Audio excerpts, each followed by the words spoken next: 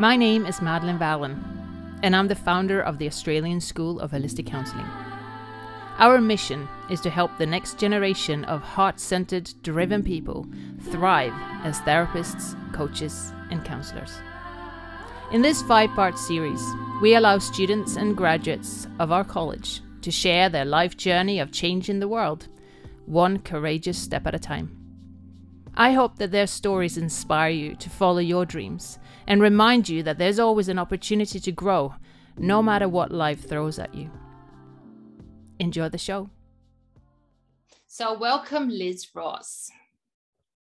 Thank you for having me, Madelaine. This is epic. I'm already enjoying it, laughing at the beginning and being super present.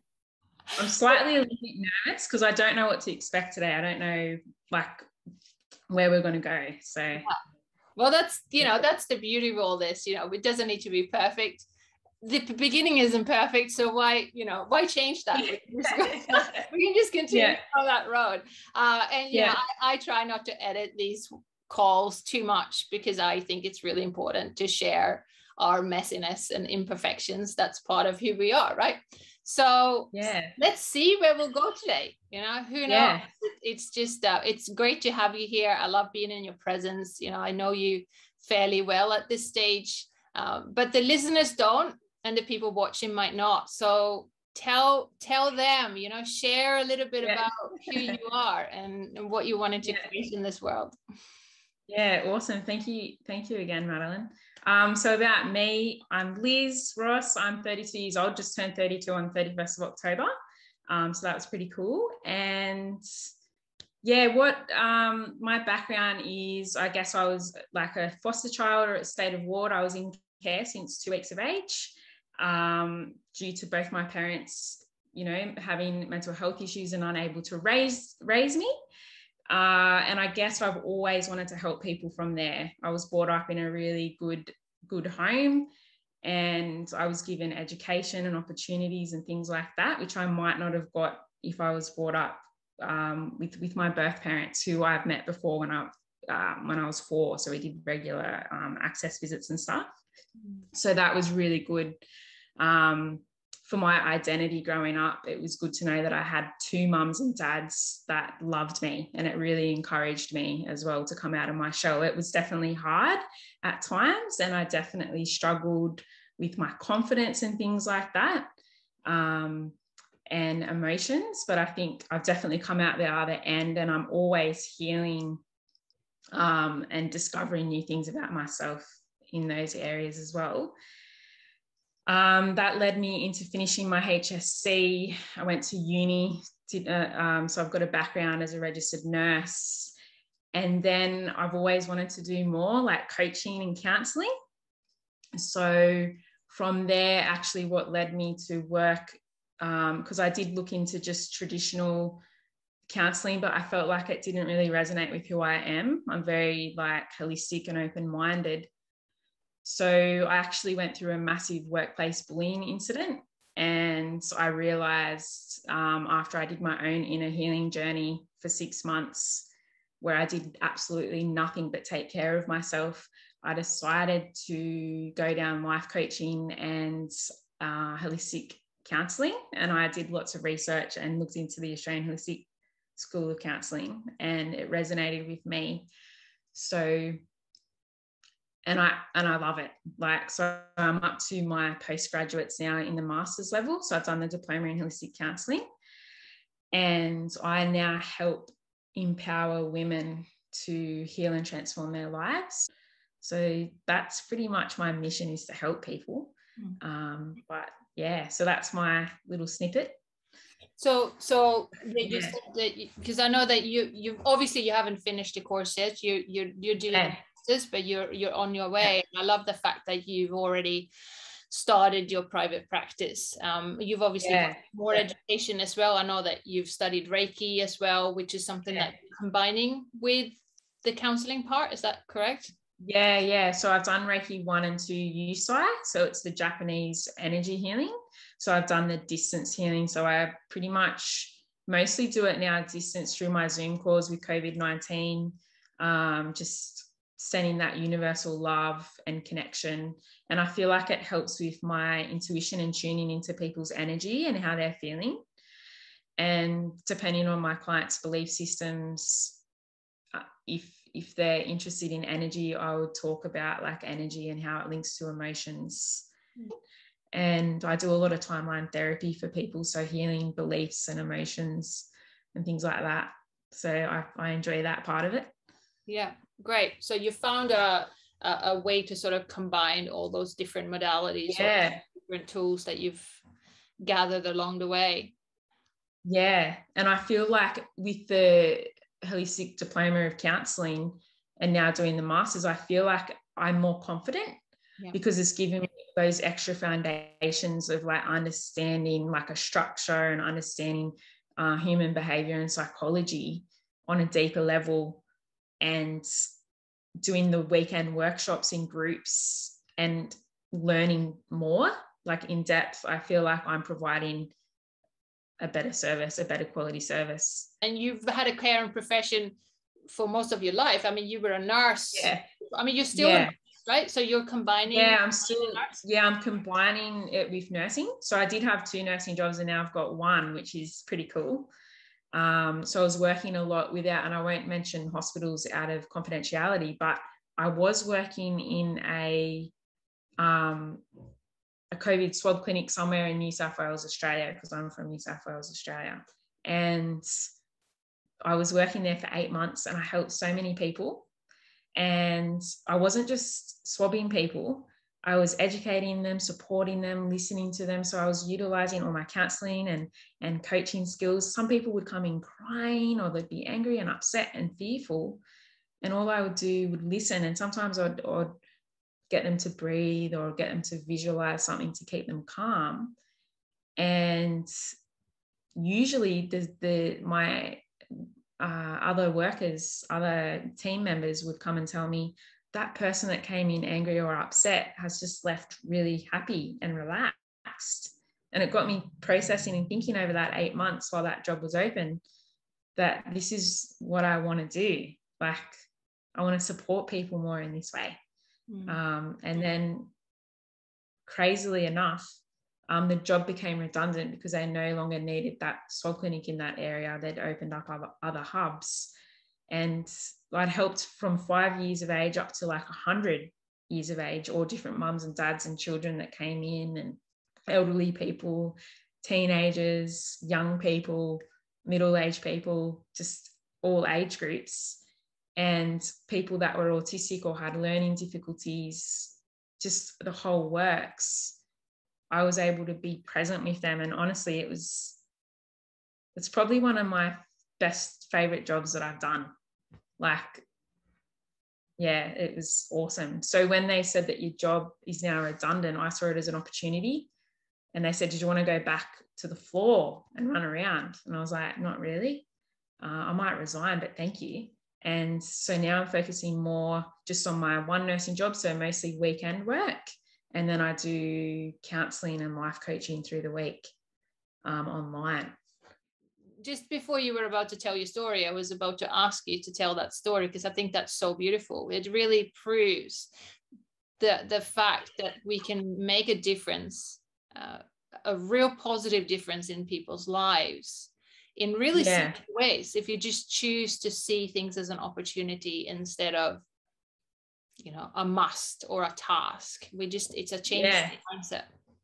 Yeah, that's right. So even when I started off at the front desk, when everyone in the front of that hospital would come in, and if they were crying, I'd just sit there and listen. And like, I loved it, because I wasn't really, all I was doing was saying, this is where you go and make sure you do your COVID check-in. But I realize there's more than systems, and we need hospitals, we need nurses and doctors, and I've learnt, and I can take that experience with me. And I also feel we need more life coaches and counsellors, and, just to really be present for people, because some people don't have that opportunity to be heard or to be understood or to feel valued and loved and appreciated. So you're working in a one-on-one practice, supporting clients. You've got you've got your other nursing job. You know, how do you fit it all in? Yeah, I like that. That's good. I pretty much, like you say, I've got different support like yourself, the weekly Thursday calls in Australian School of Holistic Counselling. So we get weekly calls as a bonus, by the way. I should have mentioned that. And I've got a business coach, and I've got, what else? Oh, and I've got another coach who helps with mindset coaching, like money mindset coaching. And I just attend those weekly calls, and I hang out with like-minded people, surround myself with people with the same interests and values, and I learn from them. And that's where I got my time management from. So I put everything in my calendar, in my phone and on my laptop now. And we have goals each week that we achieve. And if we don't achieve them, we reflect on it and create more one client at a time type goals. And I go surfing. I've just started surfing, and I do singing. So I do a lot of self-care. So I map out, say, 10 a.m. till 6 p.m. on my work hours. And then before that, I can go for a surf or to the gym, or in the afternoon, I can surf if I finish early.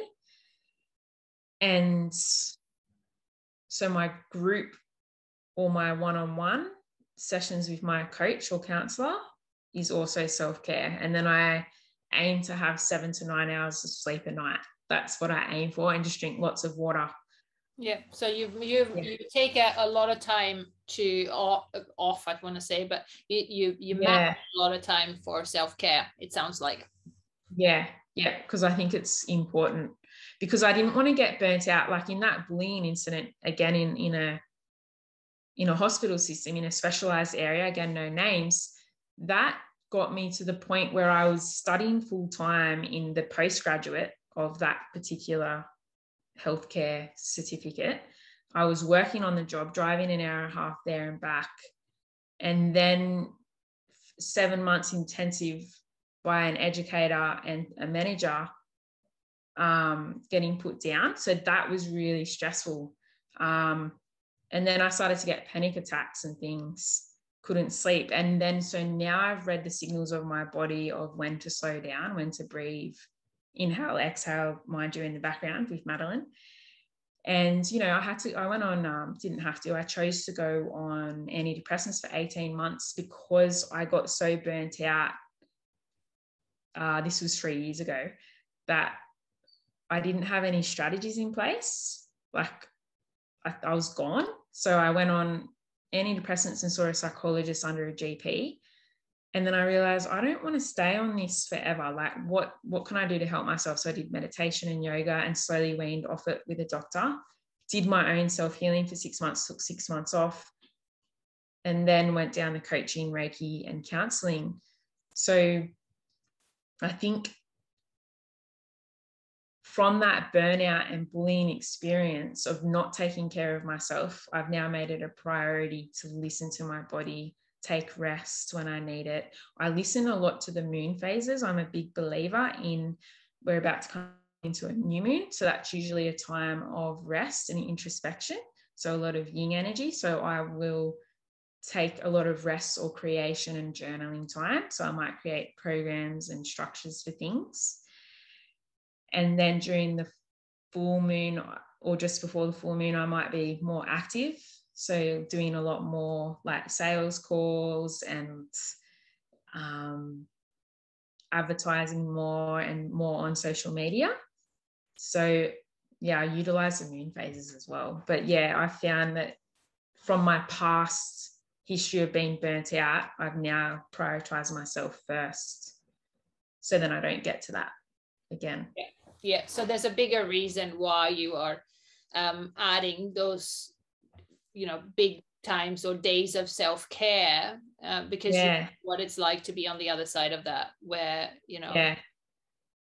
being faced with burnout is not something that I would wish upon anyone. I understand what you're meaning. And it really, once you have done that to yourself, because at the end of the day, we're responsible for ourselves. And, but once you've done that, that is a warning sign that I think, you know, we deserve to take seriously when that happens.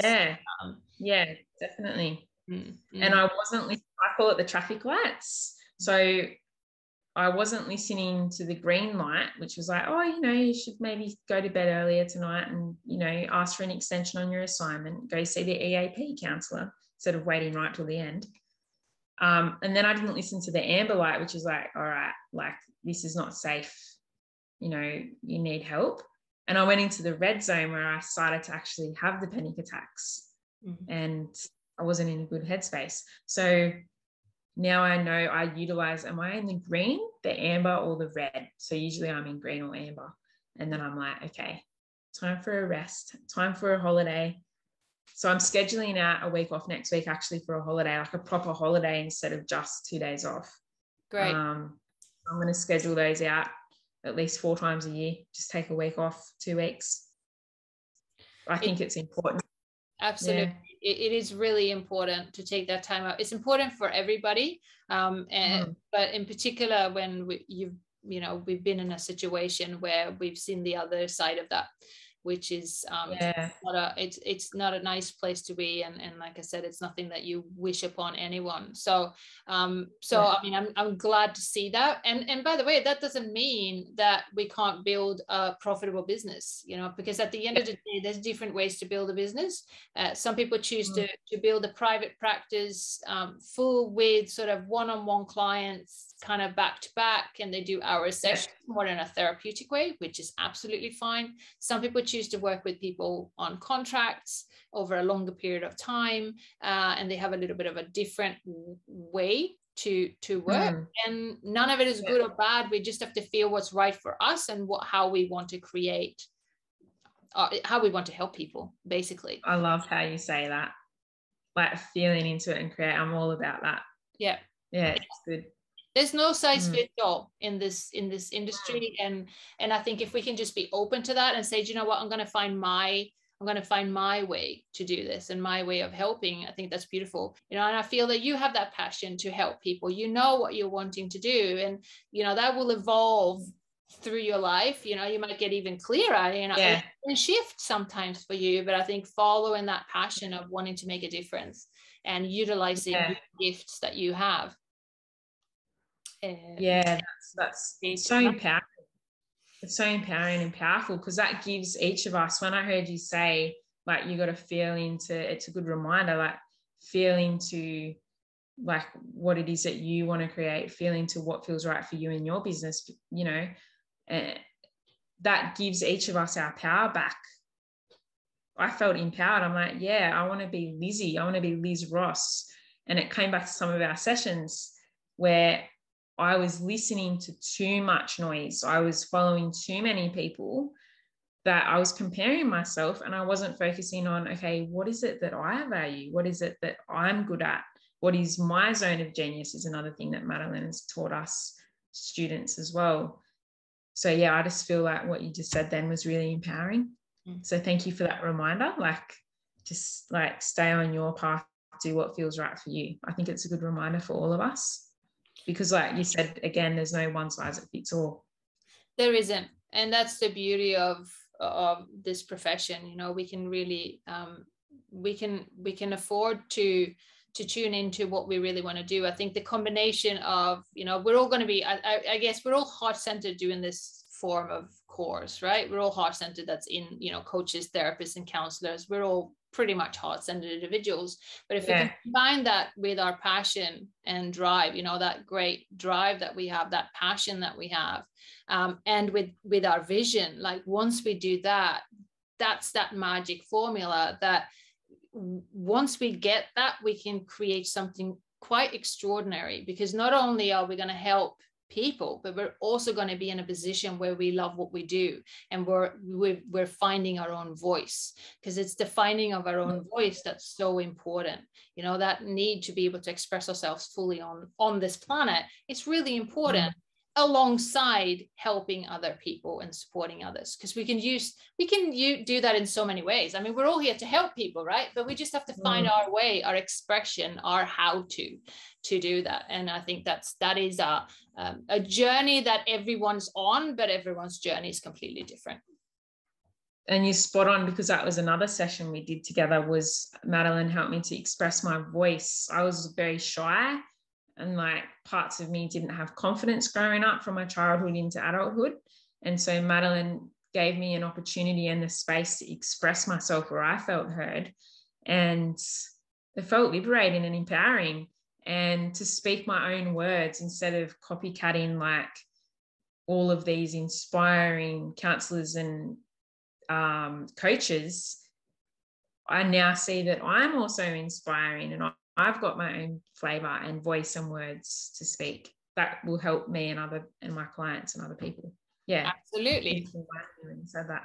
Yeah, absolutely. That's your, you have your own voice. You have, and that voice that you have, your expression will land with the people that you're here to help on this planet. So I think that's beautiful. That's great. So tell me, what's your vision? What do you want to, what's next for Liz Ross?